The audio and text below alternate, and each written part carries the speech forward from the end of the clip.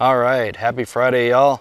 So we poured another slab this morning. This is for our bag building pantry. Turned out pretty decent out in the middle. Unfortunately, as I was pouring it, I started back in this corner over here, and I poured the cement across, and kind of did blobs of concrete as I was mixing it and dumping it in here. And that back corner started setting up on me by the time I got to screeding it, and so I was fighting with that, which meant that I wasted some time, and this one started setting up and so on. So I don't know, I need some I guess some pointers on how to pour this stuff, because I don't know. I mean, I'm thinking maybe I need to pour it in the center and pull it out in thin layers, basically, so that I end up with a nice wet layer on the top. So I'm going to show you the video Lisa shot while I was doing this, and maybe you guys have some suggestions. Alright, so here's what I'm talking about. Right here I kind of dumped all the concrete back into the corner and piled it up to the height that I wanted it at, rather than, like, say, starting in the middle and drawing thinner layers out to the edges. And the problem is, you can see here, this stuff where I'm standing is already set up enough that it's holding me up, and I haven't even started screeding yet, and I'm not going to be putting any more over it. And here you can see I did manage to screed it, but it's pretty rough, and the stuff I'm pulling even isn't that wet compared to some of the other stuff I've seen guys using. So maybe I need to add another like quarter gallon of water to each batch, because I think I was getting about a little over 4 gallons per 2 cubic feet, and the bag says I should be at 2.2 gallons per cubic foot, so probably be up around 4.4, and I was probably at more like 4.0, 4.2, somewhere in there. So probably hurt myself doing that. Anyway, I don't know.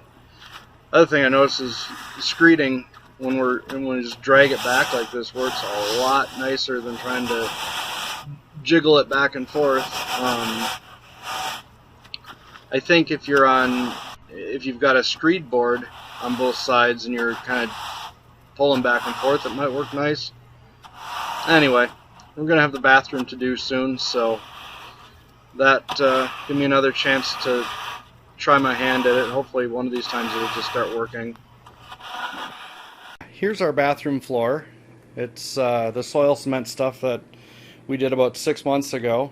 You can see it's pretty smooth. It's held up well to brooming and whatnot. So I mean, it's not terrible. There's this little hole right here from when I brought the big toolbox in here and turned it, and I pivoted on one of the wheels, and that didn't work out so well. But other than that, I mean, we have table saw in here and other stuff, and it's done well.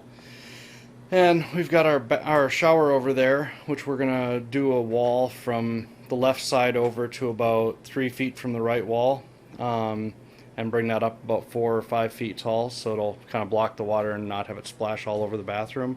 But then we'll leave it open above that, and then around the perimeter of the shower we're gonna probably just plaster it. We were thinking about tiling, but I think we'll just run plaster up the walls and leave it at that.